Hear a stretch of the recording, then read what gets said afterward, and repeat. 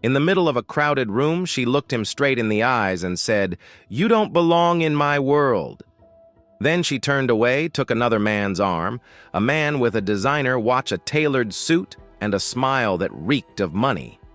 Everyone stared at Carlos, a black single father standing there in the cheapest clothes in the room, with pity, with contempt, with nothing that resembled respect. But not a single person in that room knew the truth. The man they had just dismissed held something that could reshape every one of their lives. He woke at 5:30, not to an alarm, to habit. 3 years of raising a daughter alone had rewired his body into a clock that never stopped ticking. The apartment was small, tucked into a corner of a neighborhood most people drove through without slowing down. The walls needed paint. The kitchen faucet dripped in a rhythm he had memorized but never fixed, because fixing other people's plumbing was how he fed his child, and by the time he came home each night, his hands were too tired to fix his own. He moved quietly through the kitchen, cracking eggs into a pan, laying out toast, pouring juice into a plastic cup with faded cartoon characters on the side. On the counter, he placed a small note beside Ayla's lunchbox. He wrote one every morning, the same careful handwriting, the same quiet devotion. "You are the best thing in my life." Ayla was 6.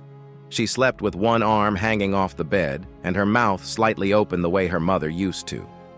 Carlos stood in her doorway for a moment, watching her breathe. He leaned down, kissed her forehead, pulled the blanket up to her chin, and left before the sun came up. On a shelf near the front door sat a framed black and white photograph, an older black man in a fine suit standing in front of a large stone building. The frame was dusty. The photo was turned face down, leaning against the wall, as though Carlos didn't want it watching him leave every morning. He glanced at it on his way out the way someone glances at a wound they've learned to live with, and then he was gone. By 7:15, Carlos was on his knees beneath a kitchen sink in a neighborhood where the lawns were green and the cars were clean and no one looked like him. The homeowner, a woman in her early 60s with pearls and a pressed blouse, had opened the front door, studied him from head to toe, and directed him to the side entrance. He didn't argue. He never did. While he worked, she stood in the living room rearranging silverware in a drawer she hadn't opened in weeks. She wasn't organizing, she was counting. Carlos heard the soft clink of metal against metal and understood exactly what she was doing. He tightened the last pipe fitting, wiped his hands, packed his tools, and presented the bill. $95, fair and clean. She paid in cash, counting each bill slowly, as if generosity were something that might leak out if she moved too fast. She didn't say thank you. Carlos said it for her, thanked her for the work, for the opportunity, and left through the same side door he had entered. On his way home, he drove past a building he had no reason to stop at, but he slowed the truck anyway. The Coleman Trust Bank headquarters rose 18 stories into a gray sky, its limestone facade catching what little light the afternoon offered. Carlos looked up at it through his cracked windshield, his face completely still unreadable, then pressed the gas and drove on. That evening, he took Jodie to dinner at the place they always went, a diner on 4th Street with vinyl booths and a waitress who called everyone honey. Jodie Lawson sat across from him, smiling, but her eyes kept drifting to the couple at the next table, a man in a sport coat, a woman with jewelry that caught the fluorescent light. She and Carlos had been together for 2 years. In the beginning, she had looked at him the way she now looked at strangers, with curiosity, with warmth, with the belief that something good was unfolding. But lately that look had dimmed into something polite and hollow, like a candle left burning in a room no one was sitting in. Carlos talked about saving money. He had been putting aside a little each month, he told her, and if things kept going the way they were, maybe in a year, they could start looking at a small house. Something with a yard for Ayla. Something with a second bedroom, so Jodie could have her own space when she stayed over. Jodie nodded. She said, "That sounds nice, the way people say things they don't intend to remember." When Carlos went to the counter to pay, she pulled out her phone and typed a quick message to her best friend, Nicole. I don't know how much longer I can do this. On the walk back to the car, Carlos reached for Jodie's hand. She let him take it, but she didn't hold back. There was a reason Jodie Lawson carried fear the way other people carry wallets always on her, always within reach. She had grown up understanding one thing about the world. Poverty was not just a condition, it was a sentence. Her mother had raised her alone in a two-bedroom apartment that smelled like mildew and discount detergent. Every September, while other girls showed up to school in new outfits, Jodie wore last year's shoes with the soles peeling away from the leather. At 12 years old, she stood beside her mother in a charity food line while a neighbor watched from across the street, arms crossed, judgment written across her face like a headline. That night, young Jodie pressed her face into a thin pillow and made herself a promise in the dark. She would never live like her mother. She would never stand in that line. No matter what it took, no matter what it cost, she would escape. And she had kept that promise. Through scholarships, through sleepless nights, through a real estate office job that paid just enough to keep her on the other side of the line, she swore she'd never cross again. But sitting across from Carlos in that diner, watching him calculate how many months of labor it would take to afford a yard for his daughter, she felt the old fear crawling back up her spine. Not fear of Carlos, never that. Fear of becoming her mother.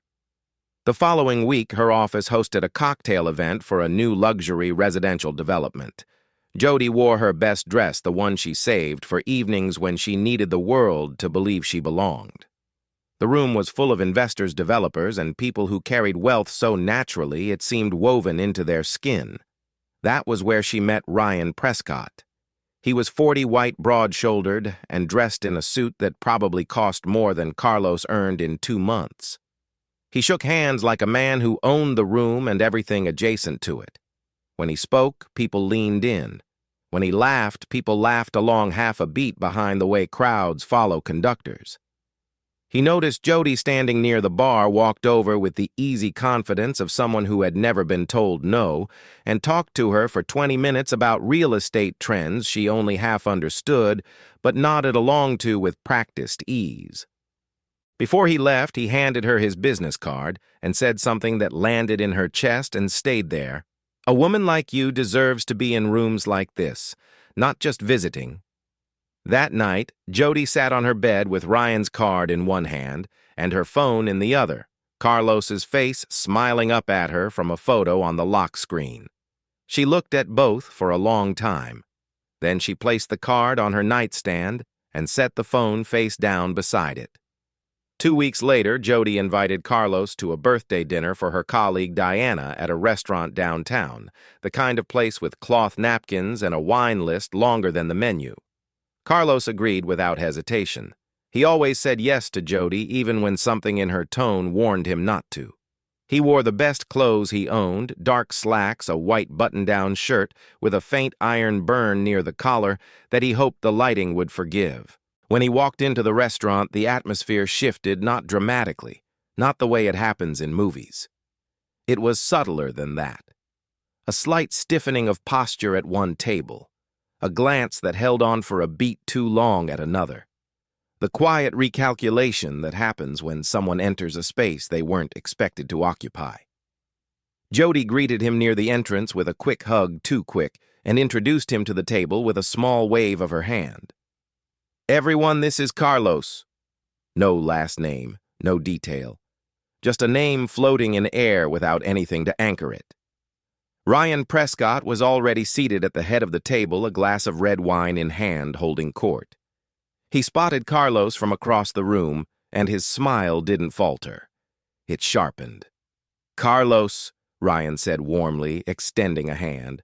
Great to meet you. What line of work are you in? Carlos shook his hand firmly and answered the way he always did, simply without apology. I'm a plumber. The word landed on the table, like a glass tipping over, small, quiet, but impossible to ignore. Someone near the end of the table pressed a napkin to their lips to hide a smirk. Ryan gave a slow, deliberate nod, the kind that comes after a man has already made up his mind. Honest work, he said, and turned back to his conversation, as if Carlos had already left. Jodie stared at her plate. She rearranged her food without eating, avoided Carlos's eyes, and spent the next half hour pretending to be interested in conversations happening on the other side of the table, anywhere but where Carlos sat. Toward the end of the dinner, she pulled him to a quiet corner of the restaurant. They stood half-hidden behind a partition, but close enough to the nearest tables that anyone who wanted to hear could, and several of them wanted to. Jodie kept her voice low, tight-controlled. "Carlos, I can't keep doing this. We're going in different directions. I need more than this. I need more than what you can give me." Carlos studied her face, not with anger, not with surprise, but with the quiet recognition of a man who had watched something fall apart for weeks and had simply been waiting for the sound of it hitting the floor. "Is that what you want?" he asked. Jodie's jaw tightened. She glanced toward the table where Ryan sat, then looked back at Carlos. "You don't belong in my world," she said. Then she turned and walked back to her seat, the one next to Ryan. The room watched Carlos the way an audience watches a man standing at the edge of a stage with nowhere left to go. Some looked away. Most didn't. Ryan placed his hand on the small of Jodie's back as she sat down, a gesture so perfectly timed it could only have been rehearsed or instinctive, and either one was equally cruel. Carlos didn't raise his voice. He didn't beg. He didn't make a scene. He stood there for a moment, alone in the center of a room full of people who had already decided what he was worth. Then he set his water glass on the nearest table, gently, deliberately straightened his collar, and walked toward the door. He didn't look back. Not once. Outside, the night air hit his face like cold water. He sat in his truck with both hands on the steering wheel, knuckles tight, engine off. He didn't drive. He didn't move. He just sat there, letting the weight of the evening press down on him until it found the bottom. Eventually, he picked up his phone and called James, his neighbor, a 45-year-old electrician who lived 2 doors down and had never once asked Carlos how much money he made or why he lived the way he did. "James, can you stay with Ayla a little longer tonight?" Carlos's voice was steady but thin. "I just need some time." James answered without a single question. "Take all the time you need, brother. She's asleep on the couch. We're good." Carlos ended the call and started the engine. He drove through the city without a destination, streetlights blurring past his windshield like a fever. And then, without planning to, he found himself parked in front of the Coleman Trust Bank building once more. 18 stories of stone and glass, dark except for the warm glow of the lobby. He stared up at it, his eyes tracing the letters of the name etched above the entrance, a name he had carried his entire life but had never been allowed to claim. His phone buzzed. A text from a number saved under the name L. Hayes. The message read, "The deadline is at the end of this month, Carlos. Everything is ready." Carlos read the words twice. He looked up at the building one last time. Then he turned off his phone, put the truck in gear, and drove home to his daughter. The next morning arrived the way all mornings did in that apartment, with the drip of the kitchen faucet and the pale gray light pressing through curtains that were too thin to keep anything out. Carlos stood at the stove cracking eggs, the same way he always did, pouring juice into the same plastic cup with the faded cartoon characters. But there was no second plate on the table. No plan to text Jodie. No reason to pretend that anything about the night before hadn't happened. Ayla walked into the kitchen barefoot, dragging a stuffed rabbit by one ear. She climbed into her chair and watched her father move through the kitchen with the quiet attention children give to things they don't yet understand but can already feel. "Is Miss Jodie not coming anymore?" she asked. Carlos kept his back to her. His hand tightened around the spatula for just a moment, a reflex no one saw, and then he turned around, set her plate down, and sat across from her. "Sometimes grown-ups have to go different ways, sweetheart," he said. "It doesn't mean anyone did something wrong. It just means things change." Ayla picked at her eggs. She didn't look up when she asked the next question, and that was how Carlos knew it had been sitting inside her for a long time. "Is it because we're poor, Dad?" The kitchen went still. Even the faucet seemed to stop. Carlos looked at his daughter, 6 years old, her legs too short to reach the floor from her chair, and felt something crack behind his ribs that had nothing to do with bone. He got down on one knee beside her chair so their eyes were level. "No one is poor when they have someone who loves them, Ayla. You remember that?" She nodded slowly, the way children nod when they want to believe something more than they actually believe it. Then she picked up her fork and ate the rest of her breakfast. Carlos drove her to school that morning, walking her all the way to the door. He knelt down and fixed the collar of her jacket, tucking a loose strand of hair behind her ear. She wrapped her arms around his neck and squeezed, then ran inside without looking back, the way only children can leave, full of trust that the person behind them will still be there when they return. Carlos walked back to his truck alone. He sat behind the wheel and looked down at his own hands, rough cracks stained in the creases, with the kind of grime that soap could never quite reach. For the first time in a long time, he wondered if the choice he had made to live this way, to honor the terms of a dead man's will, was an act of strength, or if he was simply forcing his daughter to carry a weight she hadn't agreed to. While Carlos drove to his first job that morning, Jodie Lawson was waking up in a place she had never imagined she'd be. Ryan Prescott's penthouse sat on the 32nd floor of a building downtown with floor-to-ceiling windows that turned the city below into a miniature, a world so far down it couldn't touch her. The sheets were Egyptian cotton. The coffee was already made, poured into a ceramic mug that probably cost more than her electric bill. Everything in the apartment was clean-ordered and expensive, the kind of life she had promised herself in the dark of her childhood bedroom, pressed against that thin pillow. Ryan walked in from the next room with his phone pressed to his ear. He smiled at Jodie and mouthed, "Good morning," before turning toward the window. But his voice, when he spoke into the phone, was nothing like the one he used with her. It was flat cold, edged with authority. He was talking to someone about a late payment, and the words he used weren't suggestions, they were threats dressed in business language, but sharp enough to cut. Jodie heard every word. She wrapped both hands around her coffee mug and stared at the city below, choosing not to look at Ryan, choosing not to hear what his real voice sounded like when he thought no one important was listening. Before she left that morning, she passed through his home office to grab her coat from the chair where she'd left it. On the desk, among scattered papers and a laptop left open, sat a large manila envelope stamped with a logo she didn't recognize, a bold CT inside a shield. The words Coleman Trust Bank were printed beneath it.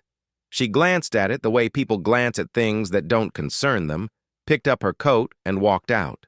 In the elevator going down, she caught her own reflection in the polished steel doors, a woman in borrowed luxury standing 32 floors above the life she had come from. She looked beautiful. She looked exactly the way she had always wanted to look, and yet the face staring back at her seemed like someone she was still learning how to be. The following Saturday, Carlos took Ayla grocery shopping. It was a ritual they shared. Ayla sat in the cart and pointed at things she wanted, while Carlos quietly calculated totals in his head, putting back anything that pushed past the number he'd already decided on before walking through the doors. They moved through the aisles slowly. Ayla held a box of cereal with a cartoon tiger on the front and looked up at her father with the kind of hope that required no words. Carlos put it in the cart. When they reached the checkout, Carlos handed over his debit card. The cashier ran it through. The screen blinked. She ran it again. The same result. "I'm sorry, sir," the cashier said loudly enough that the man behind them shifted his weight. "The card's been declined." A security guard standing near the exit turned his head, not aggressively, but deliberately. His eyes found Carlos and stayed there, hovering with the kind of attention that wasn't about safety, it was about suspicion. Ayla, still sitting in the cart, looked from the guard to her father, her small fingers gripping the metal edge. The man behind them in line exhaled through his nose a sound so small and so loaded it might as well have been a sentence.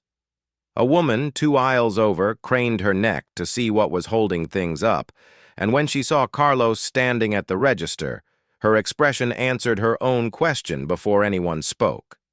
Carlos didn't flinch. He looked at the items on the belt with steady hands, removed the cereal, a carton of orange juice, and a bag of rice, and asked the cashier to try again. This time, it went through. He thanked her, bagged the groceries himself, lifted Ayla out of the cart, and walked toward the exit with her hand in his. The security guard's eyes followed them all the way to the door. Outside, a woman he didn't know approached them in the parking lot. She was in her mid-30s with kind eyes and a tote bag slung over one shoulder. She held out a small bag of candy toward Ayla and smiled. "I saw what happened in there," she said to Carlos. "Don't give it a second thought. Your little girl is beautiful." Carlos thanked her, not with a long speech, not with an explanation, just a quiet nod and 2 words, "Thank you." Ayla waved goodbye as the woman walked away, and Carlos buckled his daughter into her seat, climbed behind the wheel, and sat for a moment before starting the engine. Kindness from a stranger shouldn't feel rare, but in his life, it was. 2 days later, Carlos and Ayla walked into a shoe store at the Eastgate Mall. Ayla needed new shoes. The soles of her old ones had started to separate from the uppers, flapping with each step like small mouths trying to speak. Carlos had set aside $30 for this, just enough for a pair from the clearance rack if the sizes were right. Ayla was kneeling on the carpet, trying on a pair of white sneakers with a small pink stripe when the front door opened and 2 familiar figures walked in. Jodie entered, first her arm looped through Ryan Prescott's. She wore a coat Carlos had never seen, long, cream-colored, expensive. Ryan followed in his usual uniform of tailored confidence, his eyes scanning the store with the lazy sweep of someone who considered every room beneath him. Jodie saw Carlos before Ryan did. Her body stiffened for half a second, a flicker of recognition, maybe something softer before she pulled herself closer to Ryan's side. Ryan spotted Carlos next, and the smile that crossed his face was the same one he'd worn at the dinner, polished, controlled, and hollow at the center. "Well," Ryan said, walking closer with his hands in his pockets. "The plumber, buying shoes for the little one."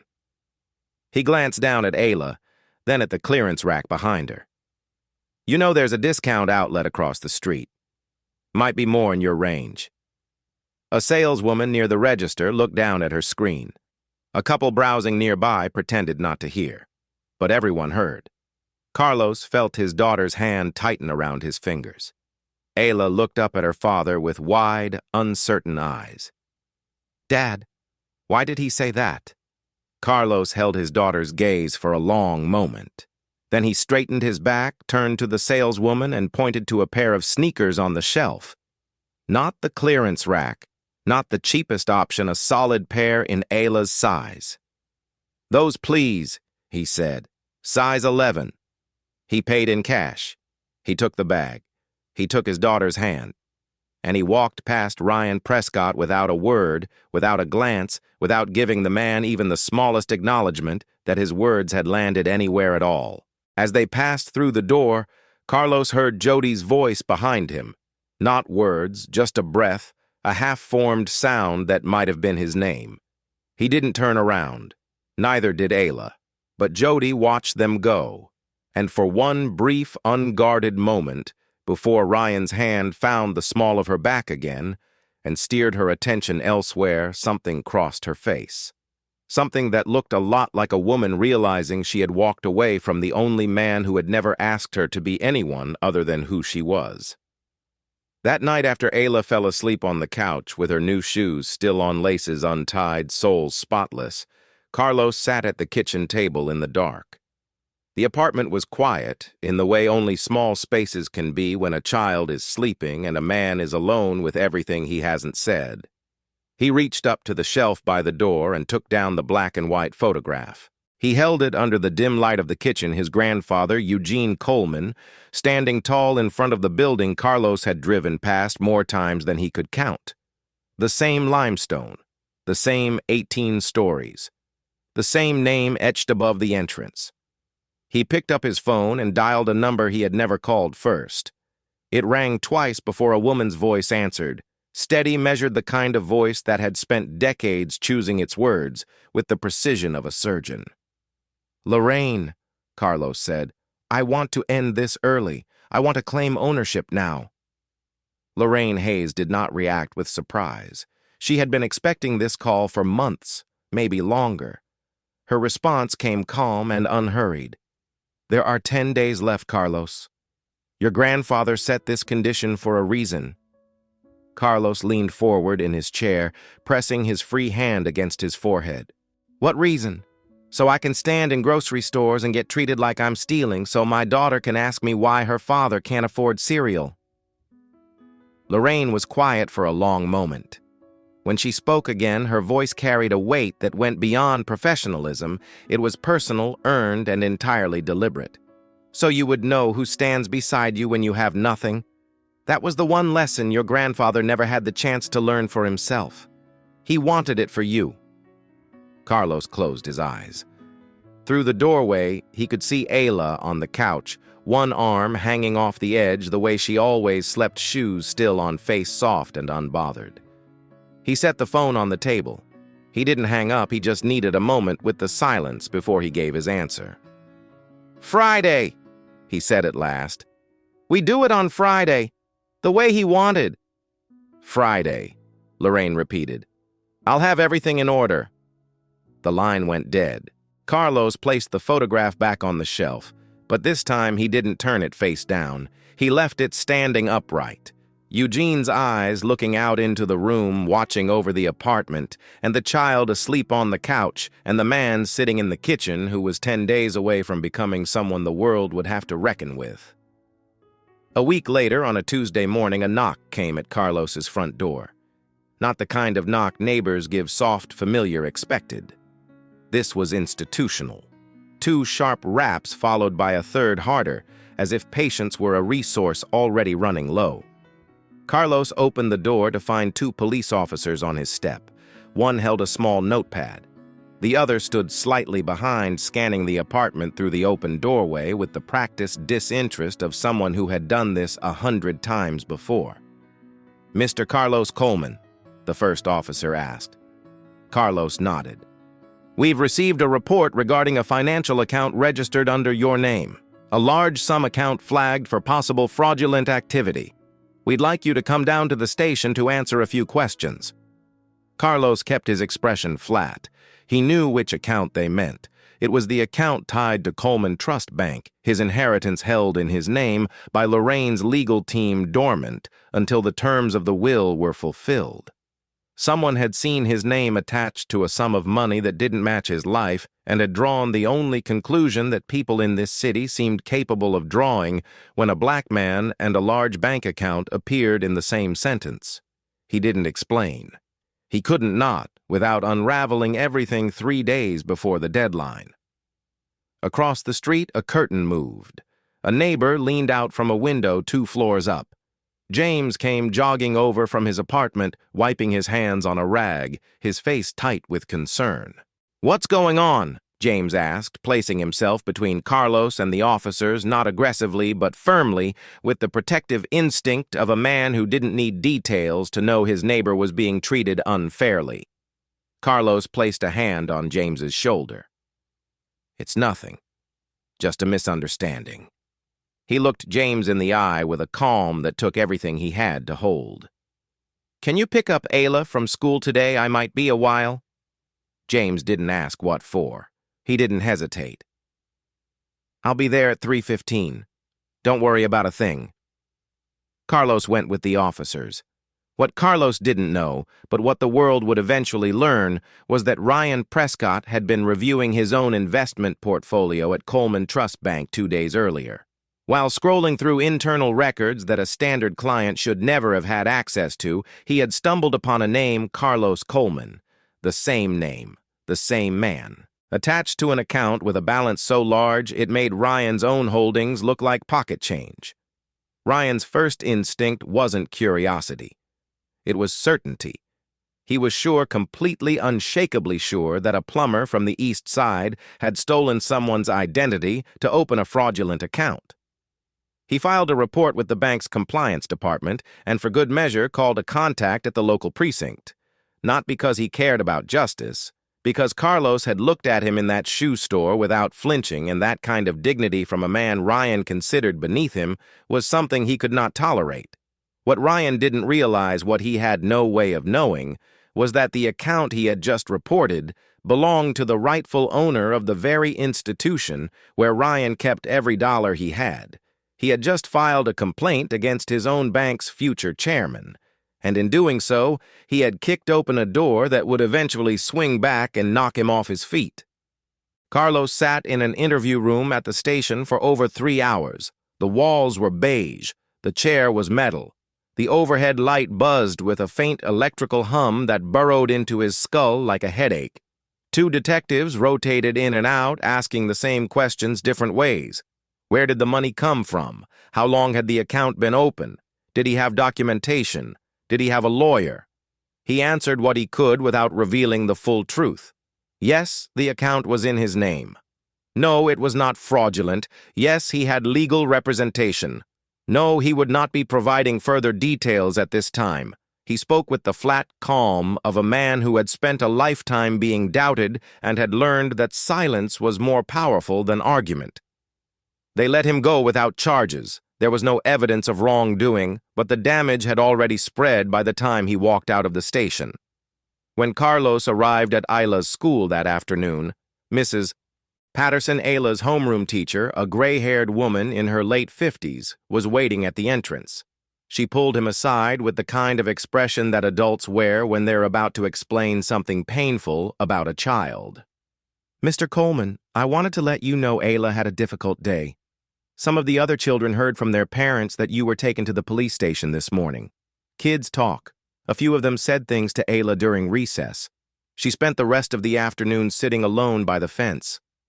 Carlos found Ayla on a bench near the school's side exit. Her backpack pulled tight against her chest, her eyes red and dry, the kind of dry that comes after crying has already finished, and all that's left is the exhaustion. She saw her father and ran to him. She pressed her face into his stomach and held on with both arms the way someone holds on to the only solid thing left in a world that has started tilting. "Daddy, are you going away?" she asked, her voice muffled by his jacket. "The other kids said you were. They said police take people away and they don't come back." Carlos wrapped both arms around her and held her against him. He felt her small shoulders shaking and pressed his cheek against the top of her head. He didn't answer right away, not because he didn't have words, but because the ones he wanted to say were stuck somewhere between his chest and his throat, trapped behind everything he had been carrying for the past 12 months. This was the moment that nearly broke him. Not the restaurant, not the shoe store, not the interview room with its buzzing light. This. His daughter shaking in his arms, afraid of losing the only parent she had left. "I'm not going anywhere," he said. "Not ever." He drove her home, made her dinner, read her a story, and sat beside her bed until she fell asleep. Then he walked to the kitchen, pulled out the photograph of Eugene once more, and held it in both hands. "What else do you need me to learn?" he whispered to the face in the picture. "I've seen enough." His phone lit up on the counter. A message from Lorraine. "Carlos, I know what happened. The deadline is this Friday. But if you want, I can act now. You decide." Carlos stood at the kitchen window. Outside, far across the skyline, the Coleman Trust Bank building stood lit against the dark, its name glowing faintly at the top, visible from almost anywhere in the city. He looked at Ayla's closed bedroom door, then back at the building. "Friday," he typed. "The way my grandfather wanted." He sent the message, set the phone down, and turned off the kitchen light. Friday came the way important days always do, quietly, without fanfare, wearing the same sky as every other morning. But this Friday was different. Carlos woke before 5, earlier than habit, and stood at the kitchen window watching the city still sleeping beneath a thin layer of fog. The Coleman Trust Bank building was barely visible in the distance, just the top few floors catching the first gray light, its name hidden behind the mist like a word waiting to be spoken. He made Ayla's breakfast. He wrote her note. He packed her lunch. But this time, when he passed the black and white photograph of Eugene on the shelf, he stopped and looked at it not with guilt, not with resentment, but with the quiet resolve of a man who had finally decided to stop disappointing someone he loved. "Today," he said to the photograph. Nothing else, just the one word. He dropped Ayla at school, kissed her forehead the way he did every morning, and watched her run inside her new sneakers bright against the pavement backpack, bouncing no idea that by the time she came home the world would know her father's name. Then Carlos drove to the Coleman Trust Bank building. Not in his work truck Lorraine had sent a car. Black, clean, silent. He sat in the back seat wearing something he hadn't worn in over a year, a dark suit that had been hanging in a garment bag at the back of his closet pressed and waiting like a promise kept in storage. He looked like a different man, but he wasn't. He was exactly the same man who had cracked eggs at 5:30 and written love notes in a plastic lunchbox. The only thing that had changed was that the world was about to find out. The lobby of Coleman Trust Bank was a cathedral of marble and glass. Lorraine Hayes stood near the elevator bank dressed in charcoal gray, her posture as straight as a verdict. She had spent 2 decades managing Eugene Coleman's legacy and the last 12 months watching his grandson live on a plumber's income without once breaking the terms of a will most people would have challenged on day one. She respected Carlos not for his wealth, which he hadn't yet touched, but for his patience, which had cost him more than money ever could. "You're ready," she said. It wasn't a question. Carlos adjusted his cuffs hands that had spent the last year under kitchen sinks and behind drywall, now resting inside fabric that fit like it had been waiting for him to come back. "Let's get this done," he said. Upstairs, the 18th floor had been prepared for an internal event, the formal announcement of Coleman Trust Bank's new ownership. The boardroom was all glass walls, long tables, leather chairs. Financial press had been quietly invited. Board members sat in tailored suits reviewing documents. And among the guests seated near the front, champagne in hand, silk tie perfectly knotted, sat Ryan Prescott. He had been invited as a VIP client, a top investor, a man the bank valued. Ryan had brought Jodie with him less because she wanted to be there and more because he wanted her to be seen. Jodie wore a black dress and sat with her ankles crossed, scanning the room with the careful attention of someone who was still memorizing the rules of a world she had only recently entered. Neither of them knew why they were really there. Neither of them had any idea whose name was about to be spoken. Lorraine stepped to the podium at the front of the room. The murmur of conversation faded. She introduced herself briefly, chief legal counsel of the Coleman Trust, and spoke about the bank's founder, Eugene Coleman, a black man who had built one of the largest private financial institutions on the East Coast, with nothing but disciplined vision and an unshakable belief that legacy was not about what you accumulated, but about what you understood.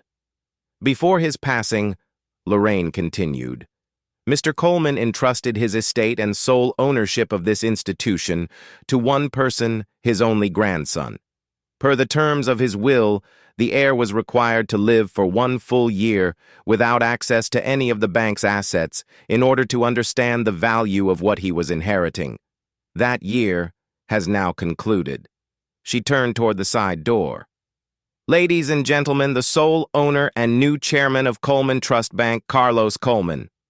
The door opened. Carlos walked in. He didn't stride.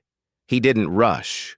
He entered the way a man enters a room he has already earned the right to occupy, with his back straight, his eyes forward, and nothing to prove to anyone inside it. The suit was dark. His shoes were polished. His expression carried no anger, no triumph, no need for applause. Just presence. The kind of presence that fills a room not by being loud, but by being undeniable. Ryan Prescott's face went white. Not slowly all at once like a screen losing power. his champagne glass tilted in his hand, a thin line of liquid sliding down the side. His mouth opened and closed without producing sound. Beside him, Jodie sat completely still, her eyes locked on Carlos, as though the floor had just disappeared beneath her chair, and she was trying to figure out whether she was falling or floating. Carlos stepped to the podium. He looked out at the room, the board members, the press, the investors, the two people near the front, who had at different times and in different ways told him he didn't belong. "My grandfather built this bank with two things," Carlos said, his voice low, steady, unhurried. "His hands and his word. He wanted me to understand something before I took his place. He wanted me to know what it felt like to be judged not by what I owned, but by what people assumed I was worth. So I lived as a working man for 12 months. I fixed pipes. I raised my daughter. I stood in rooms where people looked through me like I wasn't there." His gaze passed briefly over Ryan, then Jodie, then moved on, giving them nothing more than a second each, the same amount of attention they had once decided he deserved. "I've seen enough," he said, "and I've learned exactly what my grandfather wanted me to learn." He stepped back from the podium. The room was silent, the kind of silence that doesn't come from shock alone, but from the sudden collective realization that every assumption in the room had just been turned inside out. After the announcement, Lorraine crossed the room and stopped in front of Ryan Prescott. She carried a slim envelope in her hand, and the expression on her face was the same one she wore in courtroom's precise, unhurried final. "Mr. Prescott," she said, "during our transition audit, our compliance team reviewed all high-value accounts. Yours was among them." She held out the envelope. "We found significant irregularities, loan approvals based on inflated asset documentation, and investment filings that contained material inaccuracies." Ryan took the envelope with fingers that were no longer steady. He looked at Carlos across the room, searching for leverage for negotiation for any opening he could exploit. Carlos met his eyes for exactly 1 second, calm, level, empty of malice, and then turned to speak with a board member, giving Ryan nothing to push against. Lorraine continued, "The bank will be referring this matter to the appropriate authorities, and regarding your report alleging fraud on Mr. Coleman's personal account, we'll also be reviewing potential liability for filing a knowingly false claim." Ryan didn't respond. There was nothing to say. Every dollar he had was in this bank. Every deal he had built was documented in this bank's records. And the man he had called a plumber, the man he had mocked in a shoe store, the man he had tried to destroy with a phone call to the police, that man now owned every wall, every vault, and every file in the building where Ryan's entire financial life was stored. No one dragged Ryan out. No one raised a voice. The room simply continued without him, the way water closes over a stone. Jodie found Carlos in the hallway outside the boardroom. The corridor was long, quiet, lined with framed photographs of the bank's history, Eugene Coleman, in several of them younger, standing in front of the same limestone building Carlos had driven past so many times in his truck with the cracked windshield. Her eyes were wet. Her voice came out fractured, stripped of the composure she had worked so hard to build since the night she placed Ryan's business card on her nightstand. "Carlos, I didn't know," she said. "I had no idea." Carlos stopped walking. He turned to face her. Not with anger, not with scorn, not with the satisfaction of a man who had waited for this moment.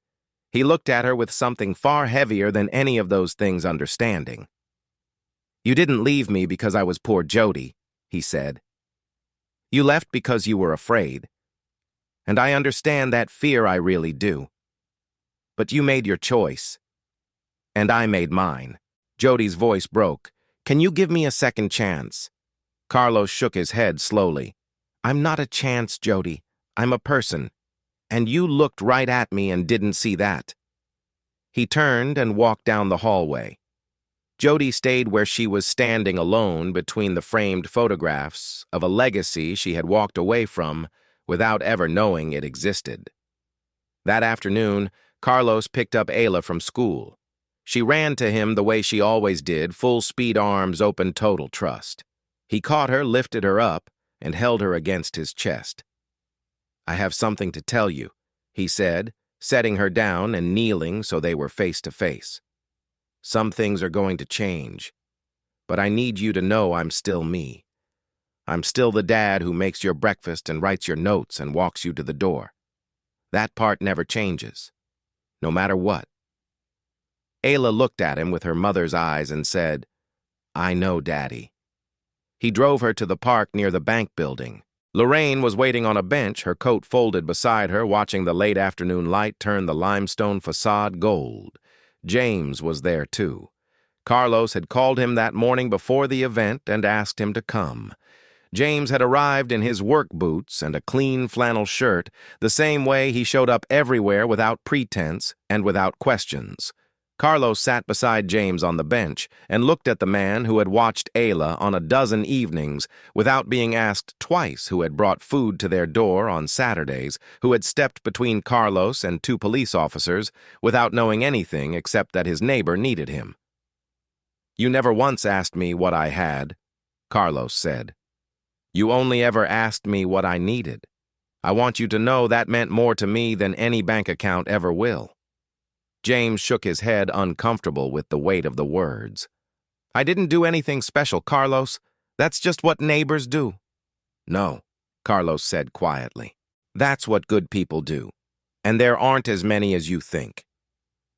Carlos told James about the community program he was launching through the bank scholarships for children in single-parent households, vocational training for workers who had been shut out of opportunity by the same systems that had shut Carlos out.